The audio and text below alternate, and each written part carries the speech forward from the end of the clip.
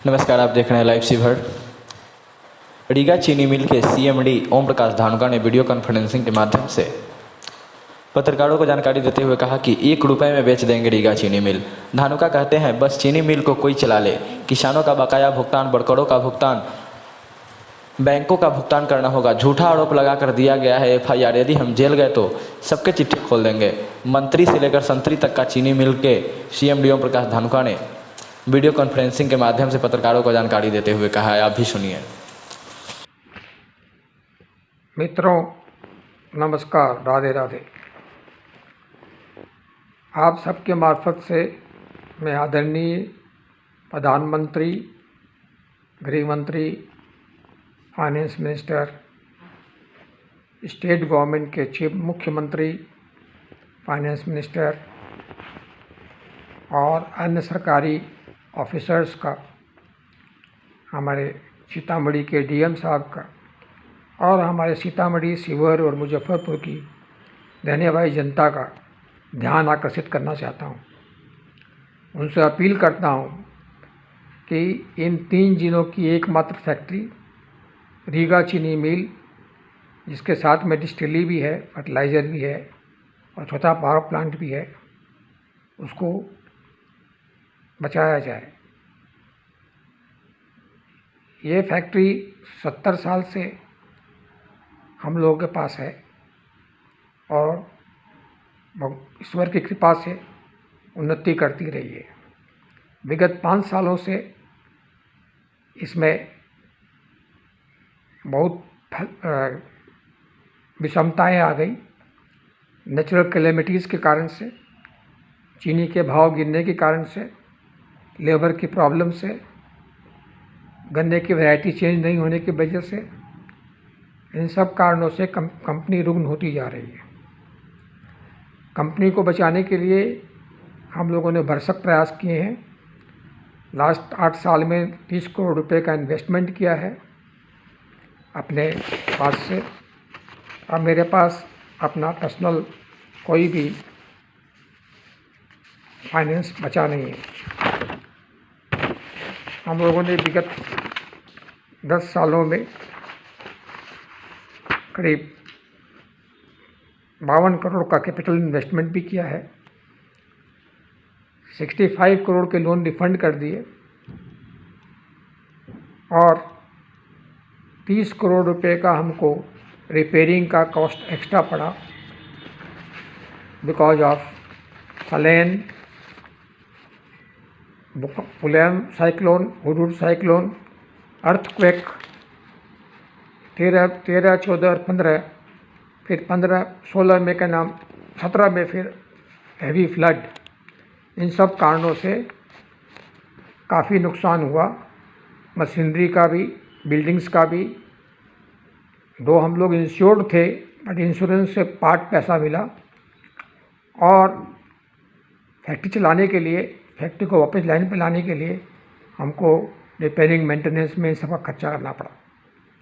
इसके अलावा लेबर द्वारा स्ट्राइक कर देने के कारण, सीजन के बीच में चलती फैक्ट्री को छोड़ देने के कारण भी काफ़ी क्षति हुई और प्लांट मशीनरी में काफ़ी रुपया लगाना पड़ा।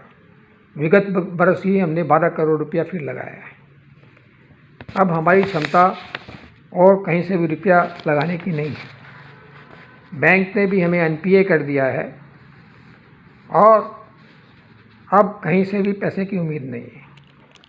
हम लोग गुहार करते रहे हैं सेंट्रल गवर्नमेंट और स्टेट गवर्नमेंट से कि हमें हेल्प की जाए, हमें हमारी जो सब्सिडी के पैसे बाकी हैं वो दिए जाएं, हमें कुछ लोन दे दिया जाए, सॉफ्ट लोन, लेकिन कहीं कोई सुनवाई नहीं हो रही है।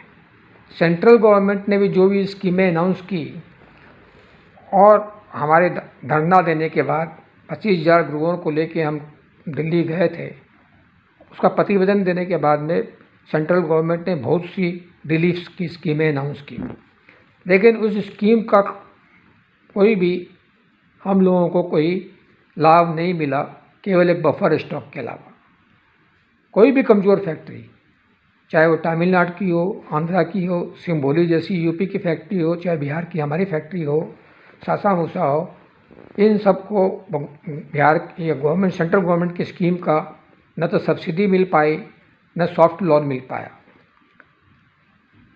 क्योंकि कोई न कोई किंतु परंतु उन्होंने लगा दिया और इन सब का लाभ बड़े बड़े फैक्ट्री वालों को ही मिला, जिनके पास हजारों हजारों करोड़ के अपने फंड्स हैं, वो उनको ही सॉफ्ट लोन और सब्सिडीज़ मिली।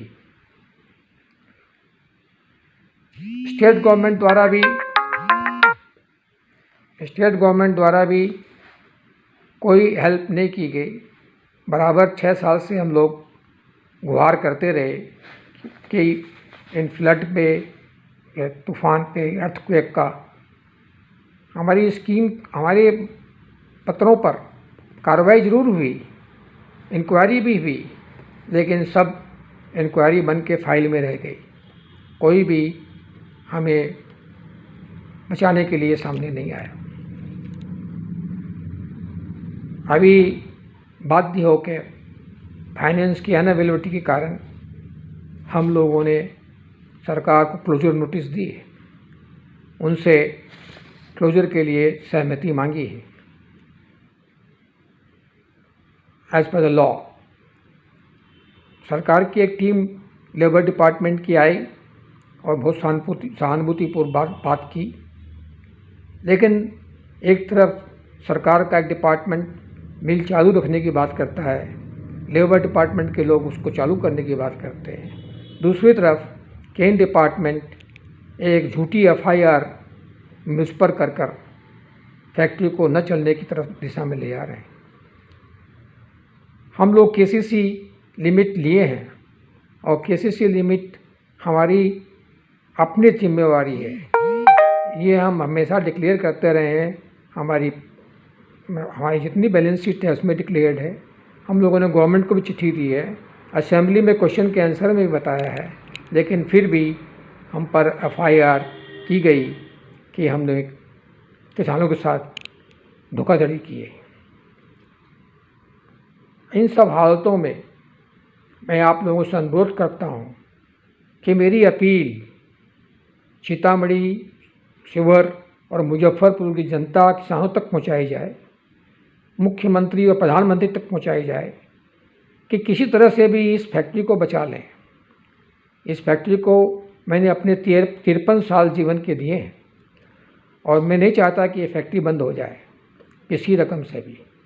बट इतनी बड़ी फैक्ट्री को चलाने के लिए, जिसकी 400 करोड़ रुपए की प्रॉपर्टी है, उसको चलाने के लिए पैसे की ज़रूरत है। बिना पैसे के फैक्ट्री नहीं चल सकती।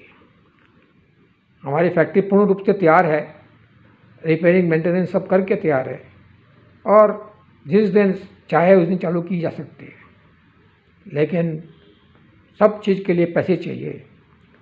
लेबर का भी सहयोग चाहिए, किसानों का भी सहयोग चाहिए, नई वैरायटी भी चाहिए।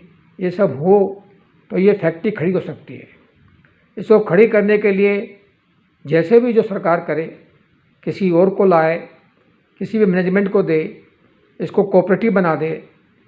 बट मेरे विचार से मेरी ये इच्छा है, एक सीनियर सिटीजन के हिसाब से कॉन्स्टिट्यूशनल भी, कि इस फैक्ट्री को बचाना चाहिए।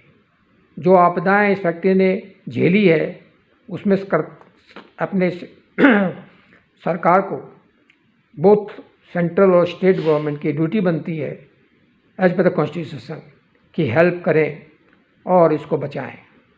मैं बार बार ये अपील करता हूँ हमारे प्रधानमंत्री और मुख्यमंत्री जो नए कारखाने लगाने की बातें करते हैं, कि जो कारखाने भी हैं और चल सकते हैं उनको मरने से बचाएं।